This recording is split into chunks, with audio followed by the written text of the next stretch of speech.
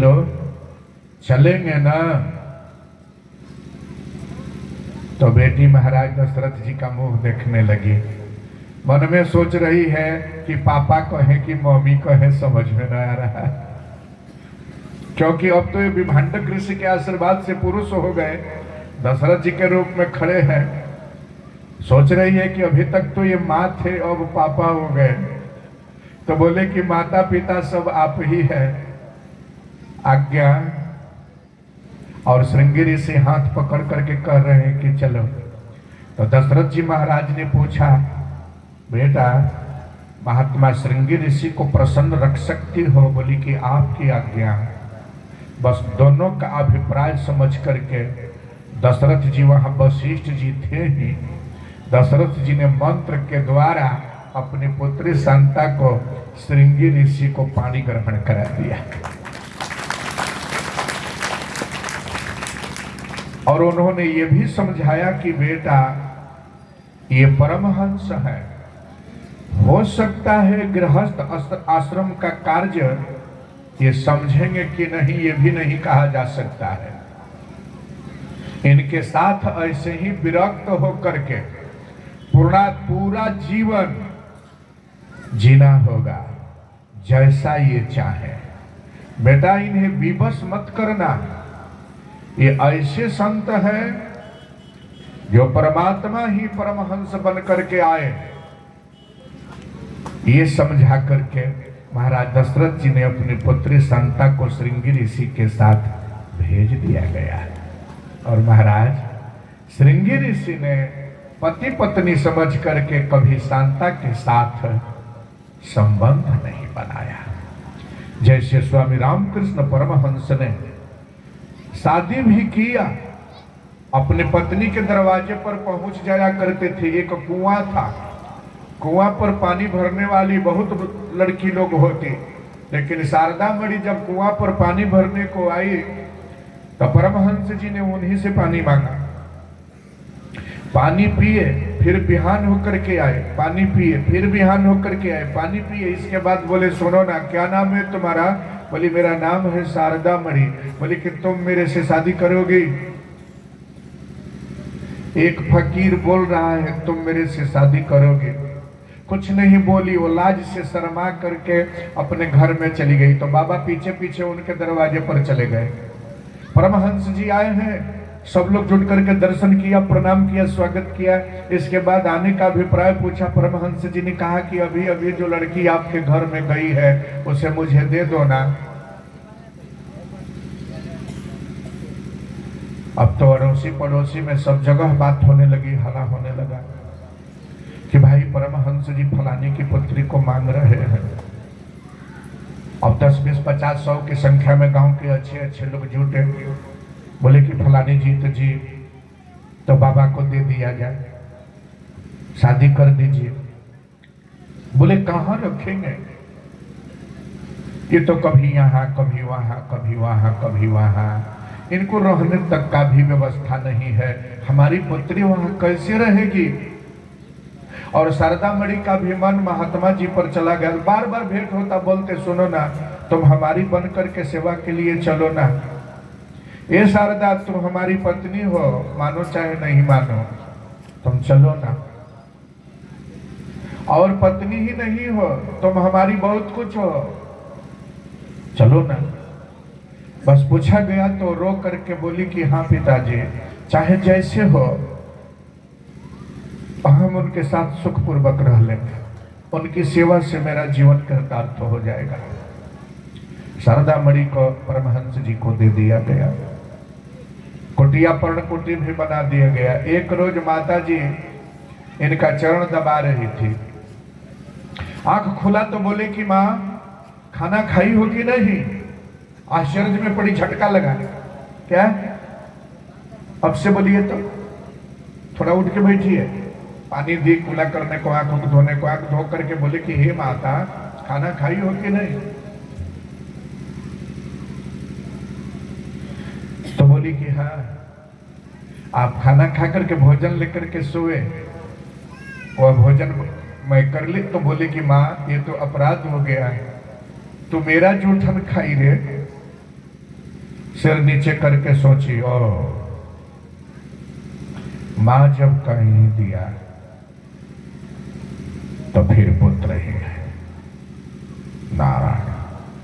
परमहंस जी ने शादी किया, लेकिन शारदा मणि को मां का स्थान दिया, क्योंकि उनके नजर में मां काली ही दिखाई देती थी। सब जगह मां काली ही दिखाई देती, और शारदा मणि के अंदर से विषय भोग भोगने की जो आसक्ति थी वो कहाँ गायब हुआ ये कोई बता नहीं सकता है। जीवन में उनकी कभी भी ऐसी इच्छा नहीं हुई कि इनके साथ पति पत्नी का संबंध बनता। उनका भी इच्छा परमात्मा ने बिल्कुल अनिच्छा कर दिया, एकदम बिल्कुल माता और पुत्र की भांति ही रहे। परमहंस जी की बढ़ावा देख करके कुछ संतों ने द्वेष किया, तो एक वेश्या को उनके कुटी में भेजा। जब वो वेश्या आई तो परमहंस जी ध्यान में बैठे थे। ध्यान से जब उठे देखे तो देखे कि मां तुम अभी अभी आई हो। धूप दीप अगरबत्ती लेके उसको दिखाने लगे। अब तो उसका पानी छूटने लगा, पसीना छूटने लगा। तेरी बाप रे बाप, ये तो मुझे क्या करने के लिए लोग भेज आया, ये मेरा प्रणाम और पूजा कर रहे हैं। प्रसाद लेकर के बोले कि हे माता प्रसाद भोग लगा दो ताकि प्रसाद वहां से भागी जैसो तैसो जान बचा करके। और ये लोग रास्ते में कुछ गांव के अच्छे अच्छे लोगों को रखे थे कि अपने पत्नी को छोड़ करके ढोंग बनाए हैं परमहंस का, और ये वेश्यावृत्ति करते हैं, फलाने नाम की वेश्या गई है। और अरे जब वो आई तो लोगों ने पूछा कि अरे तुम कहाँ गई थी? तो ये लोग कुछ पैसा दिए थे, समझा दिए थे। झूठ बोली कि मैं तो इनके यहाँ रोज रात्रि में आती हूँ और सुबह 4 बजे निकल जाती हूँ। ऐसा बात है? बोले हरी राम ये तो ढोंगी महात्मा है। ऐसा महात्मा जहाँ रहेगा तो सर्वनाश कर देगा। मारो मारो पीटो पीटो भगाओ भगाओ, ये सब चेहरा। कुछ लोगों ने कहा कि नहीं ना ना ना ना ऐसा नहीं हो सकता है भाई। अरे तुम लोग समझो, ठहरो, ऐसा नहीं हो सकता है।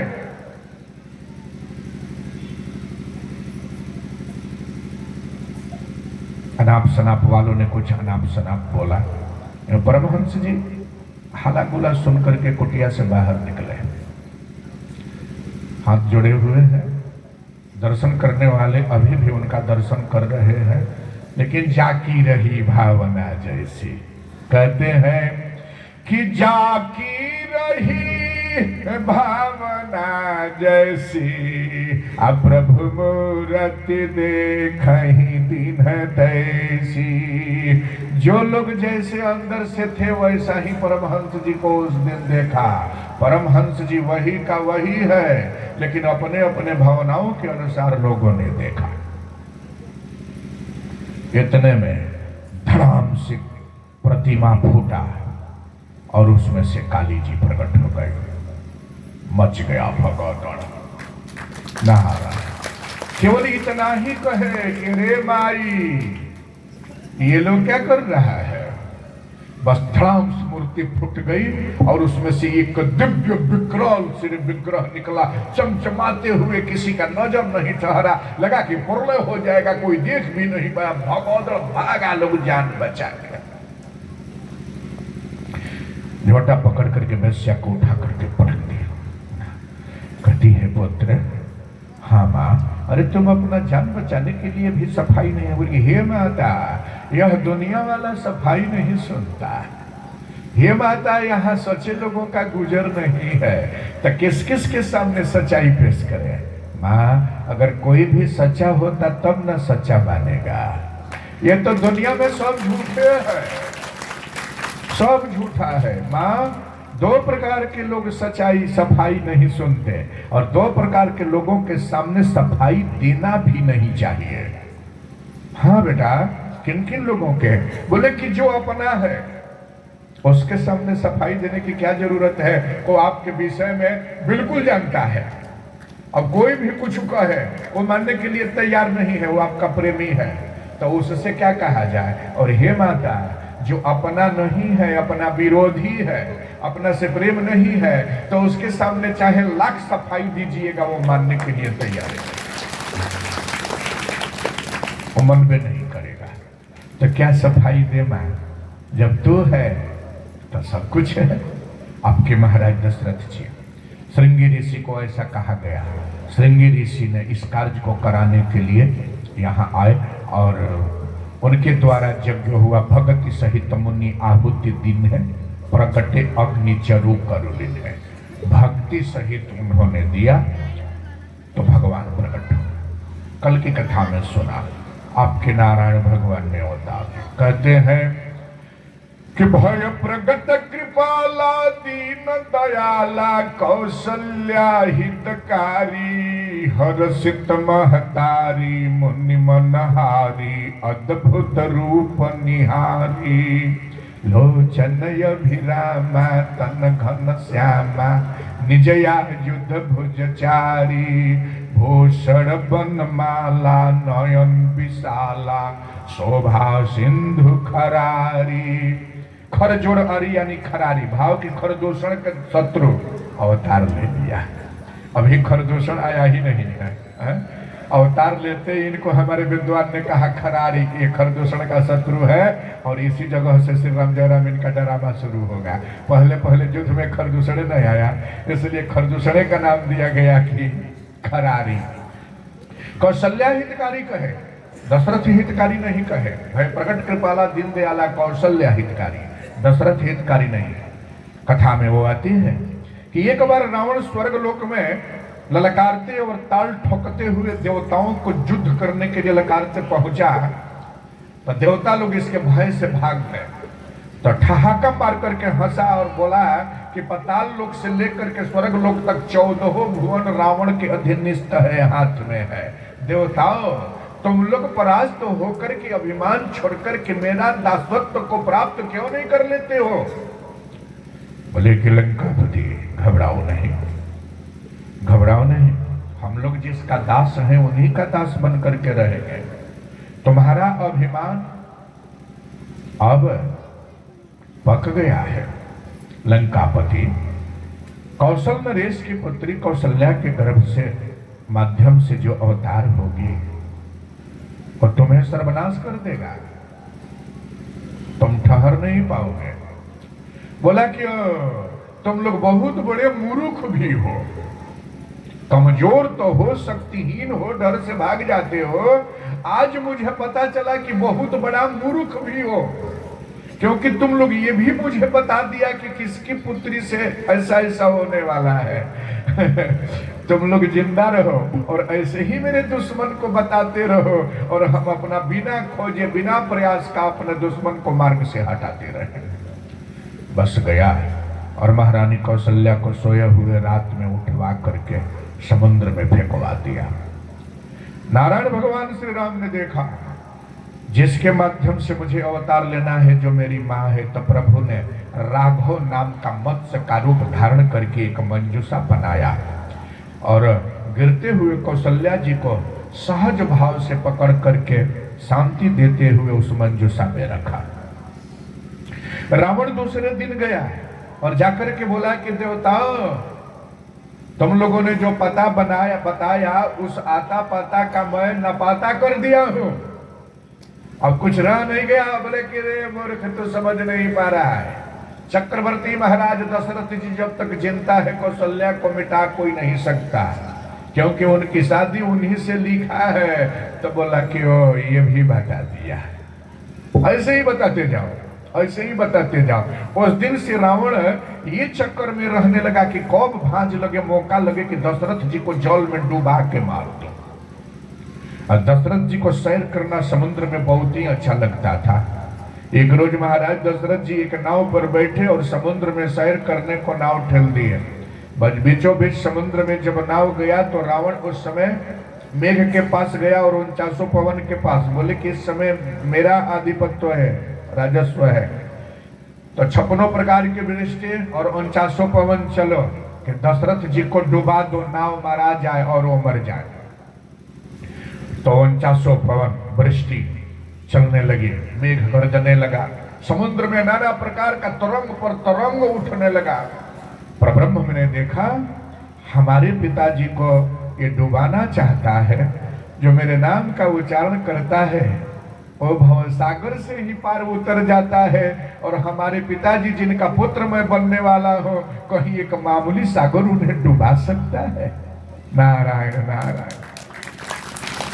बस तुरंत आपकी परमात्मा, अभी अभी हमने निवेदन किया कि आपके विचारों के अनुसार उनका पल पल में अवतार होती रहती है। अवतार की बातें देख लो। अभी मैं बढ़िया बातें आप लोग के सामने कर रहा हूँ, सुनने में अच्छा लग रहा है। 2-4-5 को गाली देना शुरू करूंगा तो जूता चप अवतार हो जाएगी। अभी अवतार है शांति का, लेकिन अभी अगर मैं कुछ यहाँ से कुछ कर दूं तो अब अवतार हो जाएगी अशांति का। नारायण। क्या किसी के दरवाजे पर जा करके रे माई भूख लगा है कुछ खिला देना, तो तुरंत श्री राम जय राम दाल चावल भुजिया रोटी की व्यवस्था हो जाएगी। अभी तुरंत नहीं तो बाबा 1 घंटे के बाद कुछ समय दिया जाए, अवश्य मिलेगा। और उसी दरवाजे पर जाकर के कुछ अनाप शनाप बात कर्म किया, अवतार हो जाएगी। नारायण। हाथों हाथ अवतार होती है। आप रावण बोले बने, आप रामा अवतार हो जाएगी तुरंत। आप दशरथ जी बने, रामा अवतार तुरंत आपका पुत्र हो जाएगा। ये मानेगा नहीं। इज्जत बेइज्जत अपने हाथ की बात है, ये अपने हाथ की बात है। चले महाराज, अवतार हो गया। ब्रह्म परमात्मा ने महाराज दशरथ जी को और अपनी मां कौशल्या को लेकर के समुद्र में एक पर्वत का टीला का निर्माण किया और समुद्र से 7 तल को ऊपर ले जाकर के उस पर्वत के टीला पर साथ में रख दिया। जब उपद्रव शांति हुई तो देवताओं ने कहा कि लंकापति रावण, नजर है तो देख ले, नजर है तो तू देख ले और अपने से उठाए भी मत छोड़ो। देखा तो कौशल्या जी के साथ दशरथ जी धनुष पर बाण उठाया कि मार दूंगा। आकाशवाणी हुई कि रे अत्याचारी, कुछ दिन जीना चाहता है तो जी ले, या नहीं तो हिरण्यकश्यप और प्रहलाद की कथा याद कर ले। बोलो जय श्री राम। कौशल्या जी को पहले फेंका, इसके बाद जान बची तो जिससे शादी होने वाली थी महाराज दशरथ जी को फेंका, उन्हें उठाए न रखा मारने को। कौशल्या जी को बहुत दुख दिया था, इसलिए आपके गोस्वामी जी ने लिख दिया कि भय प्रकट कृपाला दीन दयाला कौशल्या हितकारी। कौशल्या जी के हित करने वाले ब्रह्म परमात्मा प्रकट हो गए। आइए प्रभु, आपके भगवान को बढ़ने में समय नहीं लगा। शुक्ल पक्ष के चंद्रमा को 15 ही दिन में पूर्ण हो जाना पड़ता है, उसी प्रकार से परब्रह्म को बढ़ने में देर नहीं लगा। आपके गोस्वामी जी जब उनको बालक रूप में देखा समस्त संतों के साथ, तो सोचे कि बालक रूप में क्या लीक है। तब तक भगवान शंकर जी के मुख से निकल गया और गोस्वामी जी ने लिख दिया कि बंदव बाल रूप सोई राम, सब सिद्धि सुलभ जपत जिस नाम। मैं बाल स्वरूप भगवान श्री राम को प्रणाम करता हूँ, जिनके नाम का स्मरण करते ही सारी सिद्धियां अपने आप सुलभ हो जाती है। बंदव बाल, आंख मुद करके वह चेहरा देखा जाए, खूब सुंदर है, किसी के फूल जैसा शरीर है? नवनील नीरद, बड़ी सुंदर है। नवकंज लोचन कंज मुखकर कंज पद कंज आरूढ़।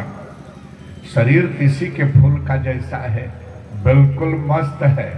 त्रिपुंड चंदन है, घुघराले बाल है, अभी शरीर पर वस्त्र नहीं है।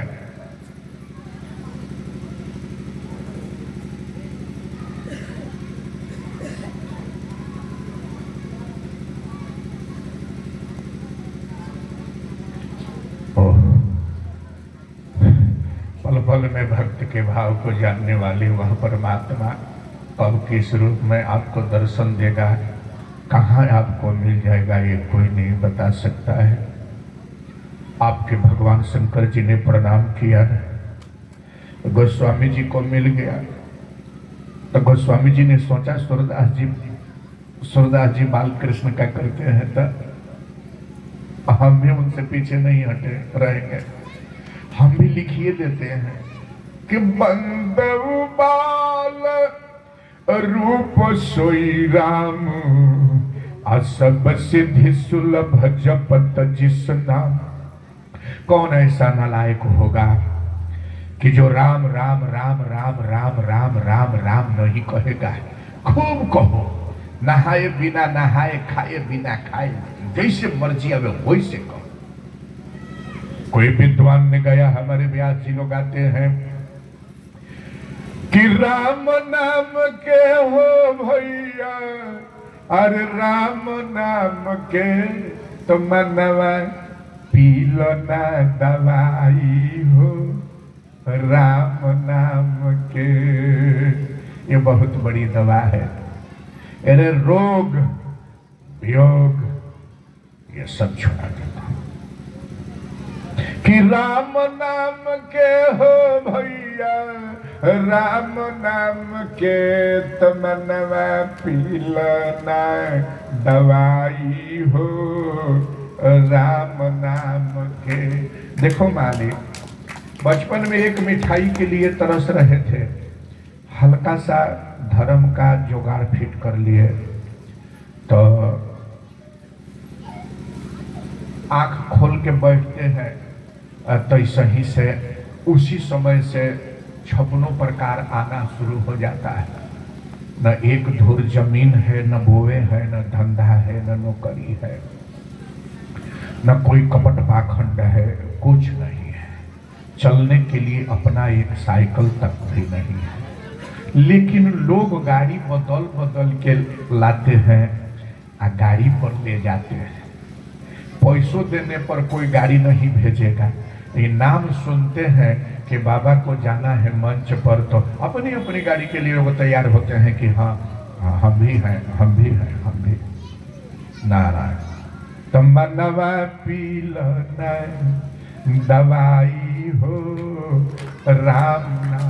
उतना बड़ा त्याग नहीं, उतना बड़ा विद्वान नहीं हो, उतना बड़ा तपस्वी नहीं हो, फिर भी कितना सुंदर कृपा है, कितना बड़ा उदार है वो कि बस थोड़ा सा शरण में जाते हैं, कमी किसी प्रकार की नहीं है।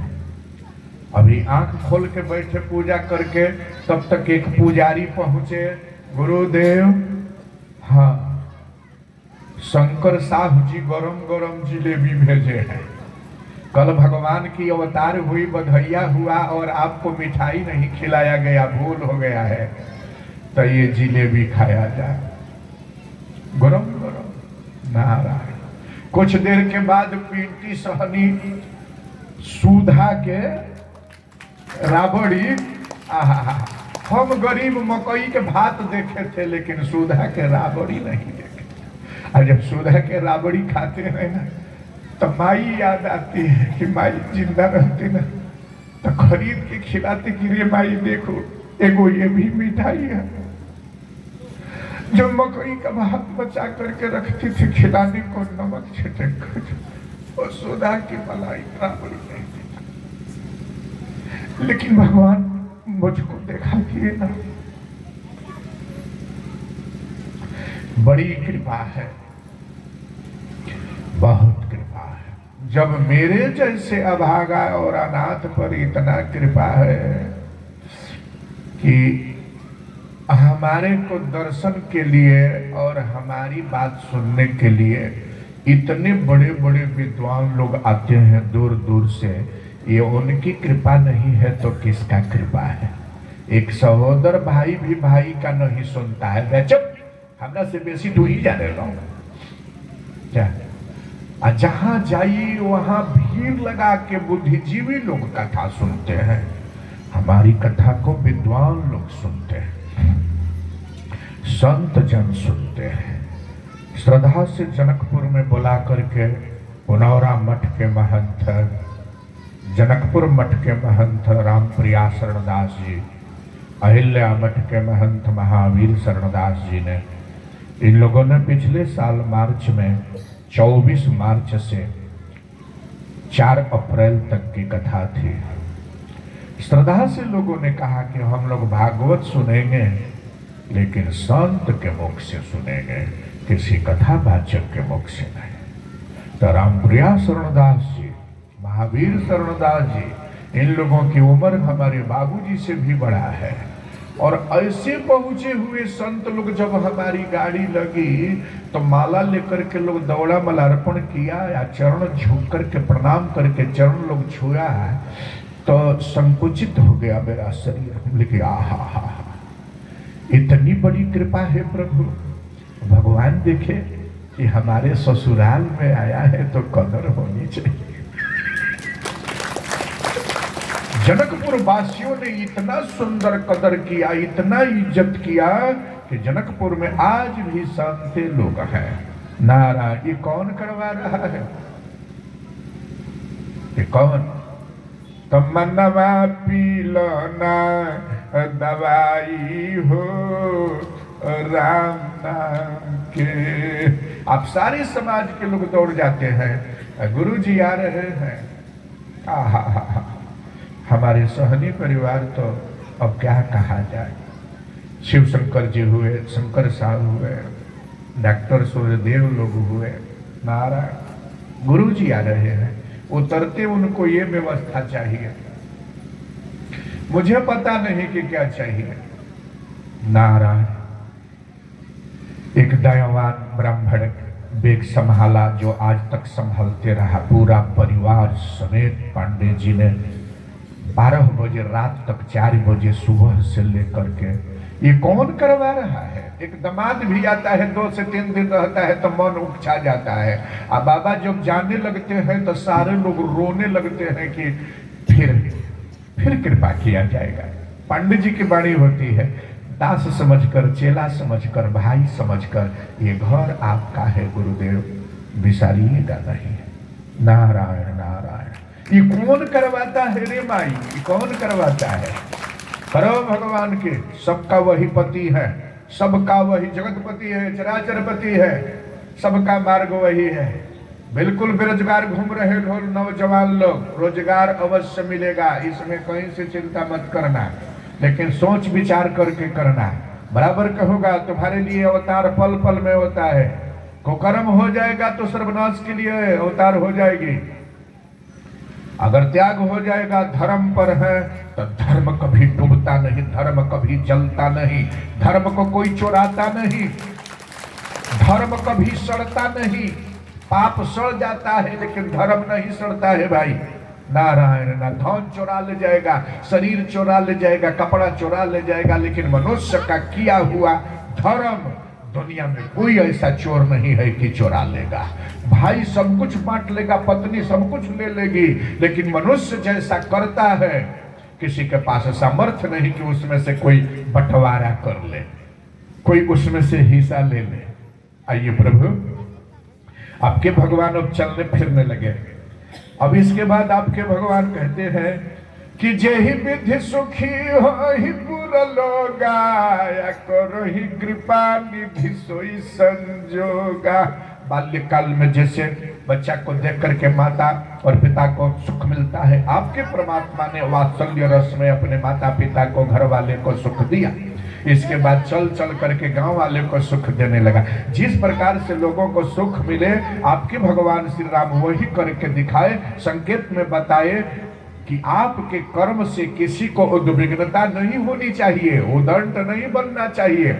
सबके सेवा और काम के लिए आप तत्पर हो जाए।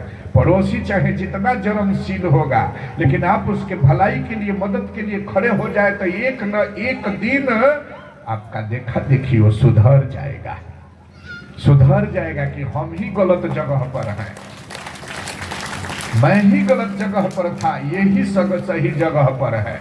अपना जगह मत छोड़ना, सबको जगह वाले जगह पर आ जाएंगे। अपना विरोधी को भी सम्मान देना। लोग कहता है कि विरोधी को ऊंचा पीढ़ा है ना, इसी को कहा जाता है कि सम्मान दो, इज्जत करो। एक दिन वो नफरत भूल जाएगा, सोचेगा कि नहीं, लेकिन अब नहीं भूलेगा ना तो समझ लेना कि सौठ नहीं, ये महासौठ है।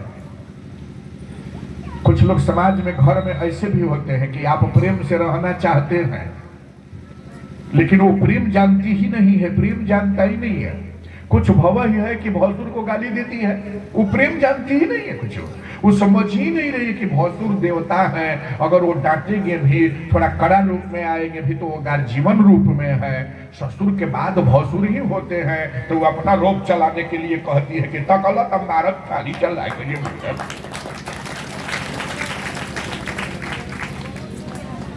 बेचारा बनाया हुआ है मुंड कि बाजार से जा रहे हैं, जिलेबी ले जाएंगे, अपने बच्चे को देंगे, उसके बच्चे को भी देंगे, तो वो अपना बच्चा का हाथ पकड़ करके घर में ले जाती है। मोतली है, मोतली है, मोतली है, काहे न ली है।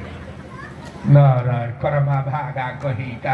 एक तो अपने संस्कार गिराइए दिया, बच्चा को बचपन से संस्कारहीन बना रही है, नफरत का बिया उसके संस्कार में भर रही है।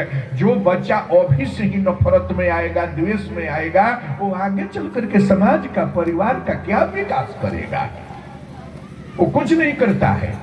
तो प्रथम गुरु माता पिता ही होते हैं। अब माँ लोग जब ऐसे करती है, तो परिवार में भी कुछ वैसे है कि प्रेम से रहें, अब प्रेम से रहने दिया जाए, आराम से रहें। तो अलगा होने के बाद भी अपना अपना कुछ घर में देखे हैं कि अलगा होने के बाद भी कमाना खाना अपना है, लेकिन मुंह टेढ़ करना, नौ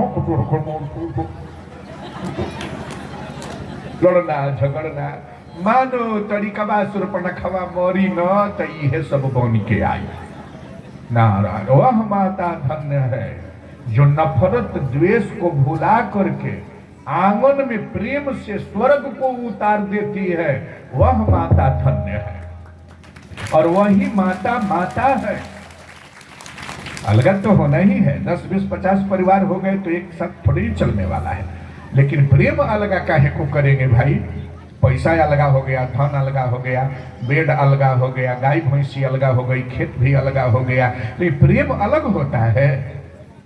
प्रेम अलग नहीं होनी चाहिए। आंगन में अगर 4 भाई है, 2 भाई, 3 भाई है, अलग अलग खाना बन रहा है, फिर भी नीति प्रीति या रीति धर्म यही कहता है कि अगर पुआ छना रहा है या भैया को आज पुआ नहीं छना रहा है, तो धनवाने है तो क्या है, 2 पुआ लेकर के भैया के पास पहुंचे। पूरा परिवार भर नहीं है, लेकिन भैया भैया है, पुआ लेकर पहुंचेंगे।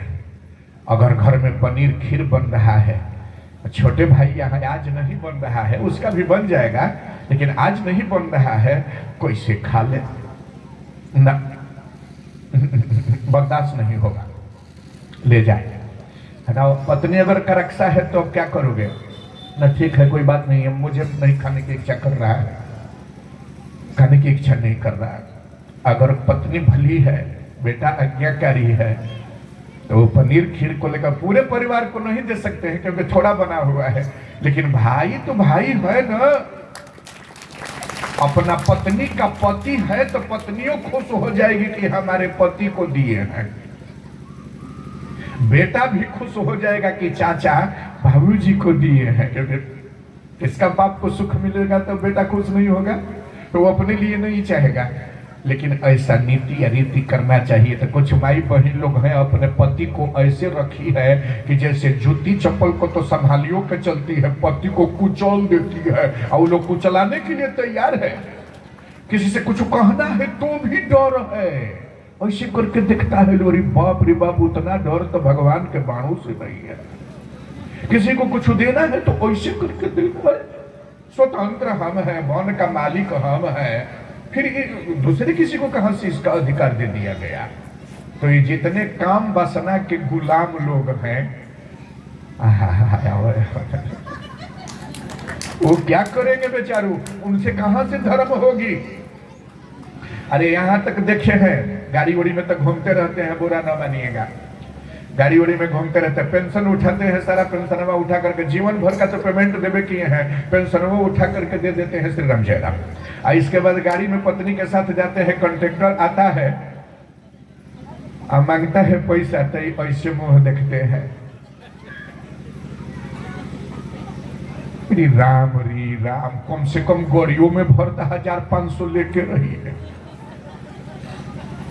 इतना निर्लजता हो गया है, इतना संस्कारहीनता हो गया है। भगवान श्री राम शादी नहीं किए थे, दशरथ जी की पत्नी नहीं थी, भगवान कृष्ण को पत्नी नहीं था, महात्माओं की पत्नी नहीं थी, हजारों हजार पत्नियां थी, जाकर के गिड़गिड़ाती थी लोग, जाकर के प्रणाम करती थी लोग, और उनकी सेवा के सिवा और किसी का सेवा स्वीकार भी नहीं करते थे लोग। क्या वो लोग पत्नी नहीं थी? वे लोग पति नहीं थे। लेकिन क्या कहा जाए, धर्म कहाँ है? तो कुछ पत्नी लोग भी भाई भाई में बात करता है तो क्या बोलती है?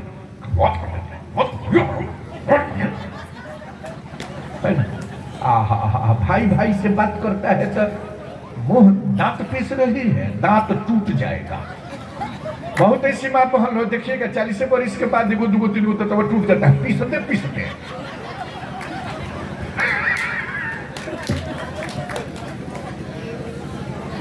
तेरे कपट का त्याग कर, छल कपट अंदर से हटा करके बिल्कुल निष्किप्त होकर के, खाली होकर के भगवान का भजन करो, खाओ और खिलाओ, रीति से कमाओ, नीति से कमाओ, रीति से खाओ और प्रीति से लुटा दो।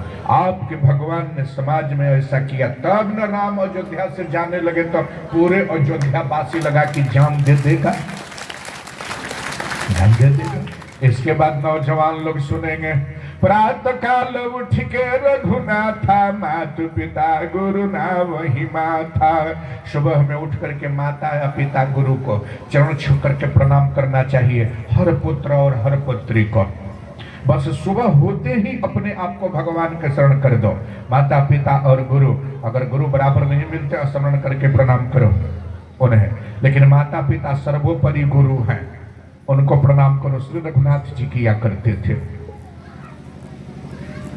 चले महाराज, इसके बाद आपके भगवान जब योग्य हुए तो महाराज दशरथ जी विद्यापीठ में गुरुकुल में वशिष्ठ जी के पास भेजा। गुरु गृह गयौ पढ़न रघुराई, अल्प काल विद्या सब पाई। जिनके नाक के श्वास से 4 वेद की उत्पत्ति हो जाती है, वह परमात्मा को शास्त्र में लिखा गया कि 8 दिन में ही पूरे विद्याओं में पारंगत हुए। धनुष चलाने से लेकर के तंत्र मंत्र माया विद्या सब कुछ, भूख लगना भूख लगाना, भूख नहीं लगना, अंतर ध्यान होना, एवं प्रकार से गुरु जी ने इनको सिखाया। यहाँ गुरु मार्ग को मजबूत बनाया गया कि गुरु के शरण में बिना गए ज्ञान में परिपक्वता नहीं होती और भेद अभेद का ज्ञान नहीं होता है। इसलिए गुरु जी के शरण जाना ही चाहिए। गुरु शरण होकर के कुछ काम किया जाता है तो अगर गलती भी हो जाती तो देवता नाराज नहीं होते हैं, क्योंकि वो गुरु वाणी है, गुरु धर्म है, गुरु आज्ञा है। तो डर करके जो कार्य होती है वो बिगड़ने की संभावना नहीं होती, लेकिन जो भगवान से गुरु से डर करके नहीं होती है वो बनता नहीं, वो काम बिगड़ते जाता है।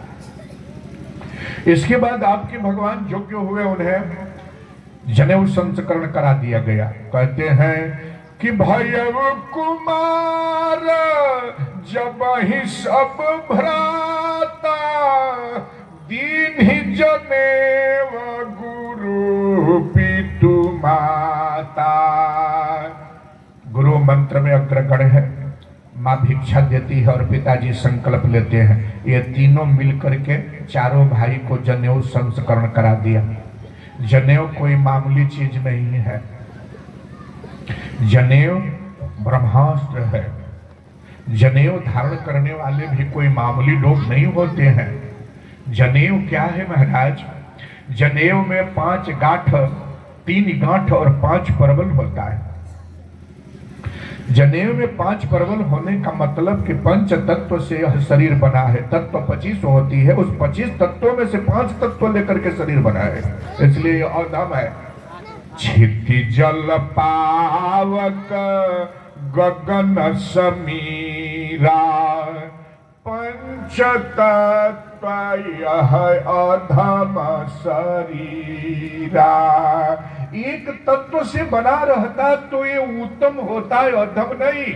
लेकिन 5 तत्वों को जुटा करके बनाया, इसलिए शास्त्रकारों ने, विद्वानों ने, आचार्यों ने इसे अधम कह दिया। इस अधम शरीर को शुद्ध करने के लिए जनेऊ संस्करण होती है। ये जनेऊ संस्करण चारों वर्ण के लिए है, ब्राह्मण, क्षत्रिय, वैश्य और शूद्र। ब्राह्मण का तो ये वेद तत्व है, क्षत्रियों का ये धर्म तत्व है, वैश्यों के लिए कर्म तत्व है और शूद्रों के लिए सेवा तत्व है। बोलो जय श्री राम।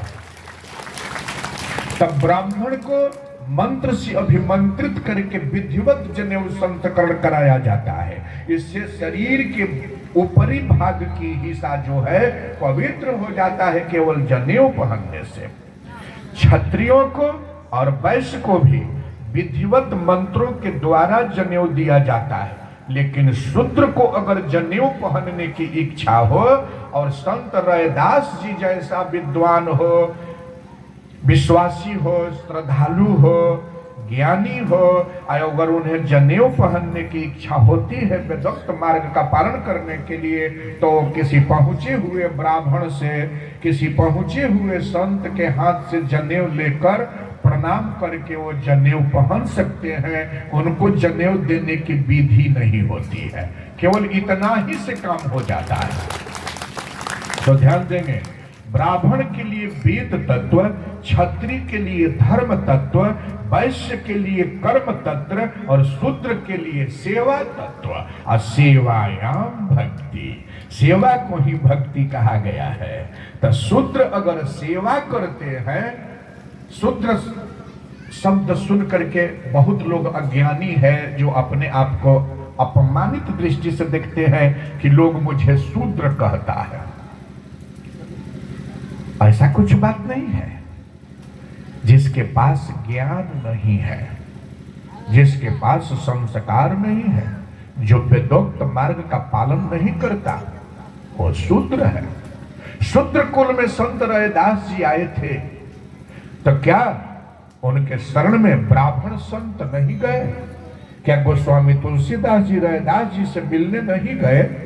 लेकिन रैदास जी के परिवार में आने वाले उनका भाई, उनका बेटा, उनका चाचा, उनका बाप ही क्यों न हो, अगर वो लोग समझे कि हम भी रैदास जैसा ही है, उनके भाई हैं, उनके बाप हैं, संत लोग मिले, वही पद मिलना चाहिए, तो ऐसा कभी नहीं हो सकता है। ऐसा कभी नहीं हो सकता है। हरिजन में आए, शूद्र में आए तो कर्म से ब्रह्म ऋषि का उपाधि प्राप्त किए। अगर वैसा बनना है, उस जगह को प्राप्त करना है, तो शूद्र भी बन सकता है। अभिमान से नहीं, धन से नहीं, ये सब का त्याग करके उन्होंने अपना कर्म किया। क्या रैदास जी जूता नहीं सीते? क्या रैदास जी जूता में पालिश नहीं करते? एक बार आपके जगत गुरु गोस्वामी तुलसीदास जी बनारस पहुंचे, रास्ते में देर हो गया, तो पूज्यपाद गोस्वामी जी ने पूछा कि हमारे रहने ठहरने का कोई जगह? तो गांव वालों ने बताया कि हाँ बाबा, आप संत हैं, ब्राह्मण है, और वो घर देख रहे हैं ना, वो ब्राह्मण का है, आप वहां चले जाए, रात्रि विश्राम करें, आपके योग्य जगह है। तो स्वामी जी अपने 2-4-5 शिष्यों के साथ से ब्राह्मण के दरवाजे पर पहुंचे। जब बाबा का स्वागत करके ब्राह्मण देव बैठे, तो बाबा ने पूछा कि सुना हूं महाराज कि इसी जगह कहीं संत रैदास जी भी रहते हैं। तो ब्राह्मण थे, लेकिन बहुत निंदक थे, स्वार्थी थे। वो अपने सामने किसी की प्रशंसा न सुनते थे, न अपने मुख से किसी का प्रशंसा करते थे। बोले राम राम राम राम, इतना पहुंचे, इतना बड़ा विद्वान, इतना सुंदर संत, और एक हरिजन से मिलने जाएगा? अरे वो कब का संत है? थोड़ा चंदन माला कर लेता है, राम राम कह लेता है, ढोंगपा खंड कर लेता है, और आप जैसे पहुंचे हुए संत जाएंगे दर्शन के लिए? यहाँ संत रैदास जी को पता चला कि बाबा आए हैं गांव में। रात भर नींद नहीं आई, पत्नी से बोलते हैं, सुनती हो ना, बाबा आए हैं, गुरुजी आए हैं ना, आंख तरस रही है दर्शन के लिए, आज संजोग बस आ गए हैं। कल अपने कार्य से निवृत्त होकर के सुने हैं फलाने पाड़े फलाने तिवारी के द्वार पर ठहरे हैं, जाकर के उनका दर्शन करूंगा। हे ठाकुर जी, बाबा कहीं निकल न जाए और कार्य मेरा करना ही पड़ेगा, बाल बच्चा परिवार है, तो भरण पोषण के लिए जो मेरा धंधा कर्म है उसको निपटा करके स्नान करके जाऊंगा। आज यहाँ पर सुबह 3 ही बजे रैदास जी उठे, पत्नी लंटेन दिखा रही थी, आंगन में मरा हुआ बैल पड़ा हुआ था, उसके ऊपर से धीरे धीरे चमड़ा उतार रहे थे। मन तो था गोस्वामी जी के पास, हृदय में धनुष बाण लेकर के श्री राम है, परिवार की खानदानी धंधा करना है, नहीं तो भरण पोषण कैसे होगी। और कर्म प्रधान विश्व रचि राखा, जिसको जो कर्म मिला है धंधा, रैदास जी किसी को मारते नहीं थे, मरे हुए शरीर पर से वो उतारते थे खाल, वो भी सेवा के लिए ही। आइए महाराज, यहाँ गोस्वामी जी से रहा नहीं गया, तो गोस्वामी जी एक भोला भाला दास हरिया को उठाए, बोले कि हरिया तो हम लोग रैदास जी से मिलने के लिए चलेंगे, बाबा पंडित जी कह रहे हैं, तो क्या है। तो भोला भाला शिष्य को लिए और जाने लगे। जब कुछ दूर गए तो लंटेन के सामने झलका कि रैदास जी बैल से चमड़ा उतार रहे हैं। तब तक उनकी पत्नी बोली कि हे स्वामी महात्मा जी, लग रहा है कि गुरु जी आ रहे हैं। संत रैदास ने देखा, गोस्वामी तुलसीदास जी को रहा नहीं गया, गुरुदेव गुरुदेव गुरुदेव कह करके धड़ाम से गए, उनके चरण में गिर पड़े। फिर गोस्वामी जी अपना 2 डेग पीछे हटा लिए, पैर 2 डेग पीछे हटा लिए। कारण वो था कि उनके हाथ में खून लगा हुआ था। मन में सोचने लगे कि ओ ठीक वह ब्राह्मण कह रहा था, रैदास तो संत नहीं है, कभी तो संत हो ही नहीं सकता है। उठे और रैदास जी भी समझ गए कि मेरा कर्म देख करके बाबा मुझसे घृणा कर दिए, हाथ जोड़ करके कांप रहे थे और बोले कि गुरुदेव अहो भाग्य, इस अधम को आपका दर्शन हो गया। गुरुदेव स्नान करके आपके दर्शन के लिए आने वाले थे, प्रभु की कृपा हो गई, आपने आकर के दर्शन दे दिया, इस गरीब को जीवन कृतार्थ हो गया।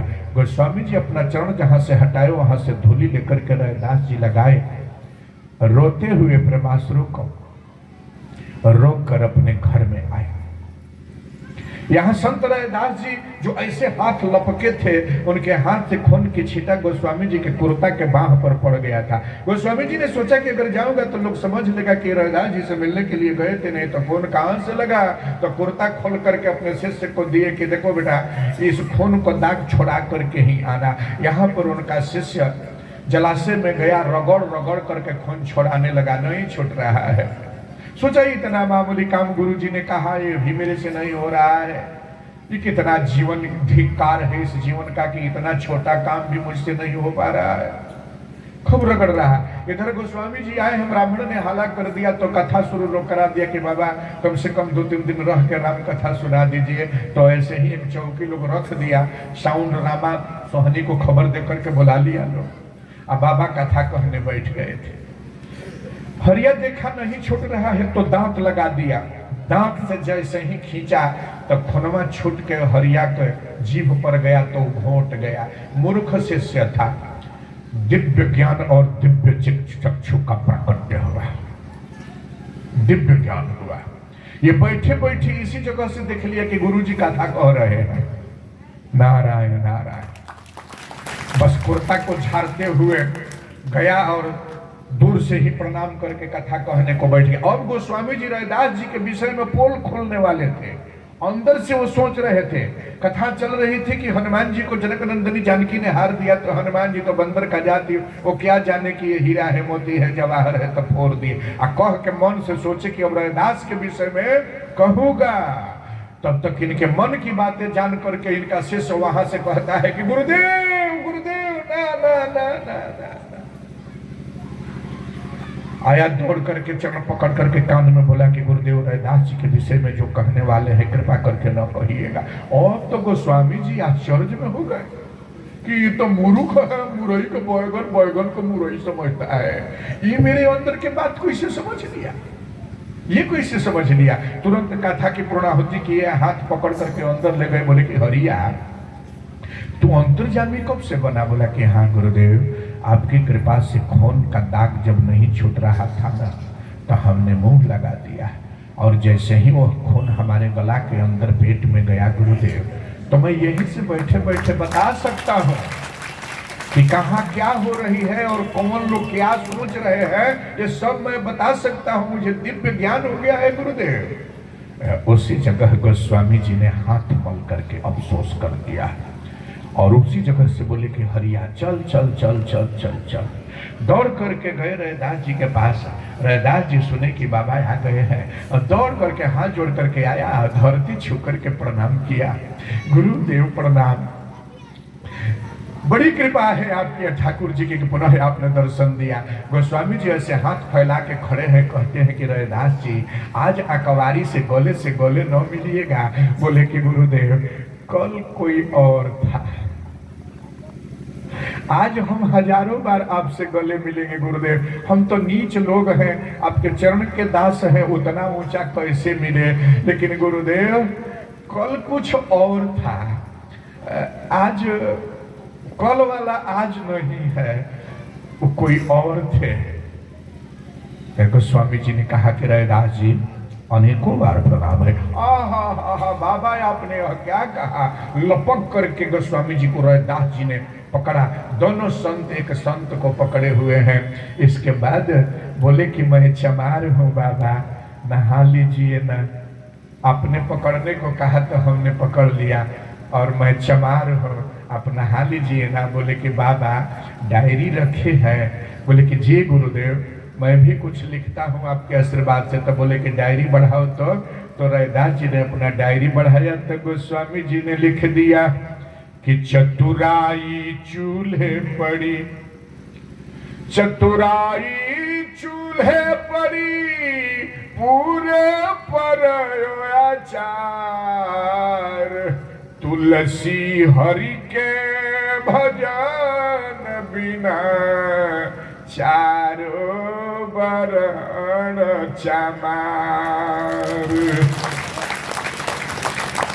जो प्रभु श्री राम का भजन नहीं करता है वो ही चमार है जी, और जो भजन करता है, विश्वास करता है, धर्म में चलता है, वो चमार नहीं है।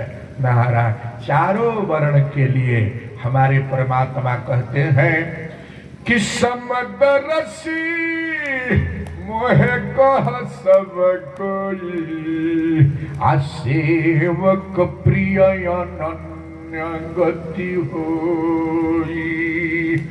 मैं समस्त जीवों को संभाव से देखता हूँ, मेरे लिए न कोई अप्रिय है न मेरा प्रिय है। सबोहम सर्वभूतानां न द्वेषी अस्ति न प्रिय। मैं समस्त को समभाव से देखता हूँ। संसार में न मेरा कोई प्रिय है न अप्रिय है। उसमें भी जो मुझे भजता है उसके अंतःकरण में प्रत्यक्ष रूप से मैं प्रकट होकर के दर्शन देता हूँ। उसके अंतःकरण में जो नहीं भजता है उसके अंतःकरण में प्रकट होकर प्रत्यक्ष नहीं होता। प्रभु ने यहाँ ब्राह्मण क्षत्रिय शूद्र वैश्य की व्यक्ति विशेष का बिल्कुल शब्द ही हटा दिया। इसलिए अभिमान को छोड़कर भगवान का भजन करें। आज आप लोग की कृपा से भगवान श्री राम का कुछ बाल्य लीला दर्शाया, कथा इसी जगह पर विराम करूंगा। मालिक की कृपा से आज रात भर मरने से बचता हूँ। कल दिन भर विघ्न बाधा से रहित होकर आप लोग समेत कुशल मंगल से रहूंगा। तो आज ही की भांति कथा लेकर के कल भगवान श्री राम की शादी होगी। नारायण नारायण। कल भगवान से, और एक बात बता दो, कथा कहने बैठ जाता हूँ तो भूल जाता हूँ कि क्या कहने बैठा हूँ। सोचता हूँ क्या क्या कितना कितना सुंदर सुंदर बात बता दूं। नारायण। कथा की पूर्णाहुति ही हो जाए, पूरी कथा ये हमसे संभव नहीं होने वाला है। नारायण।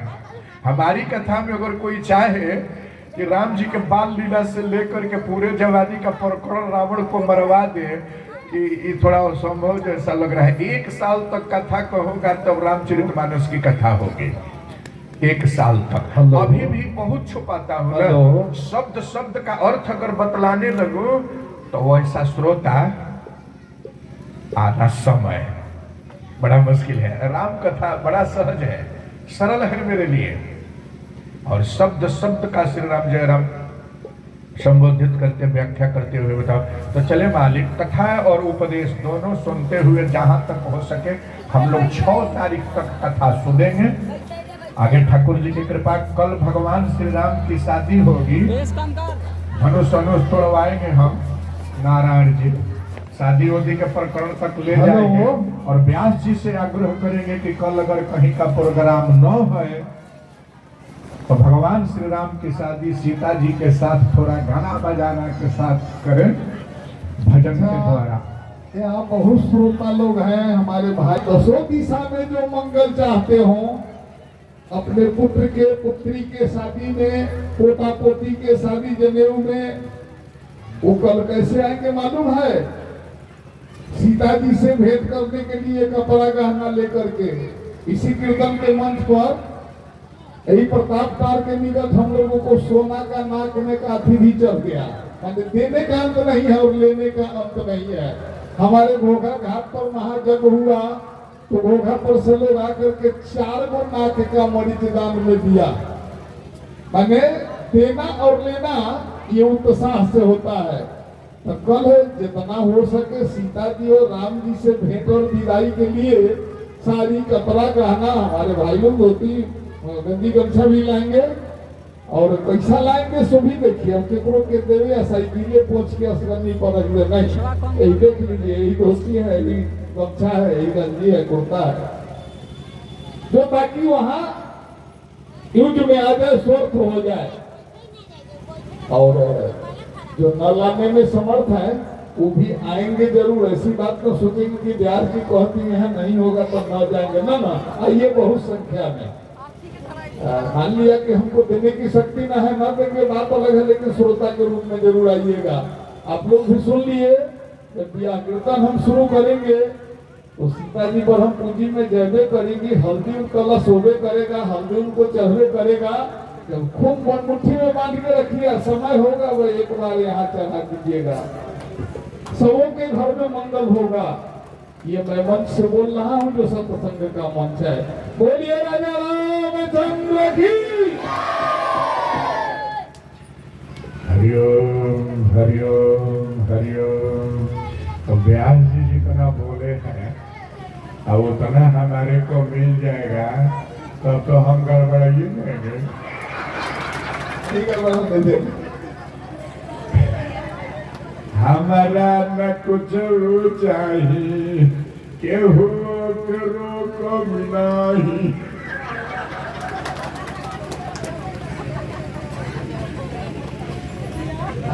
लेना देना मिलता है फिर बताता है, मोटरी बांध के हम ले नहीं जाते हैं।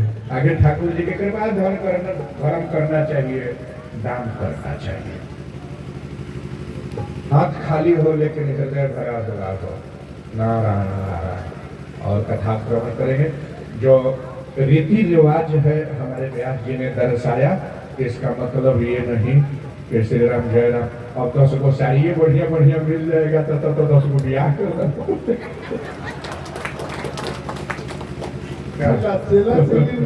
जी। ठीक है, प्रभु कृपा से दान धर्म करना चाहिए और दीजिएगा तब ना हम भी किसी को देंगे। मेरे पास क्या है, और हृदय में व्यापकता उदारता भक्ति लेकर के आए, कुछ सीखने कुछ करने कुछ बनने के लिए। चलते समय हरिनाम संकीर्तन और 2 पद की आरती। श्री राम जय राम जय जय राम, श्री राम जय राम जय जय राम, श्री राम जय राम जय जय राम, राम जय राम जय जय राम, श्री राम जय राम जय जय राम, श्री राम जय राम जय जय राम, श्री राम जय राम जय जय राम, श्री राम जय राम जय जय राम। बोलिए आनंद कंद भगवान की। आरती उठाइए पंडित जी। ओम जय जगदीश हरे स्वामी, जय जगदीश हरे भक्त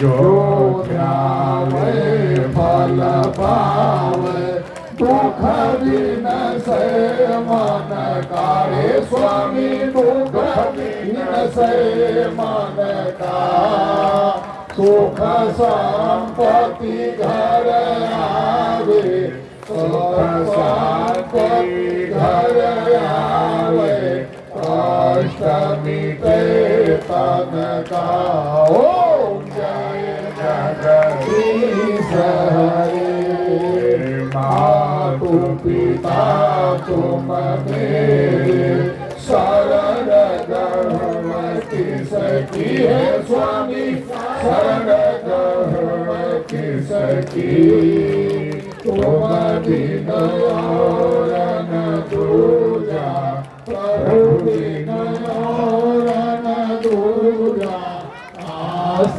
मैं जिनकी ओम जय जगदीश हरे आनंद कंद भगवान की जय, शंकर भगवान की जय, हनुमान की जय, आदिशक्ति मैया की पूज्य भागवत गोस्वामी तुलसीदास जी महाराज की सनातन धर्म की सकल समाज की जय जय सीता हर हर महादेव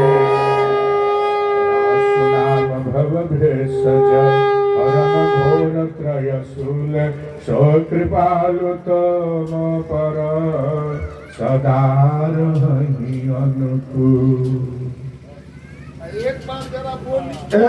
एक बार जरा बोलिए राहिमपुर रोहना के सभी भाई की सभी माई बहन की एक बार बोलिए महात्मा विवेकानंद जी महाराज की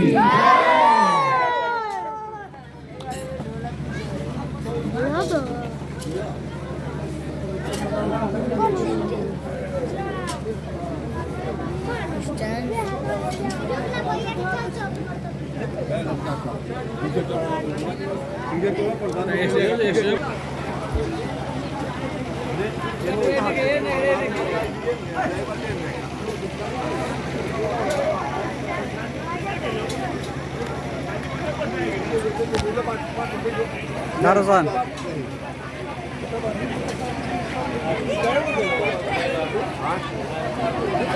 आधी चाहिए तू बार चाहिए तू बार चारों बार चार को चार को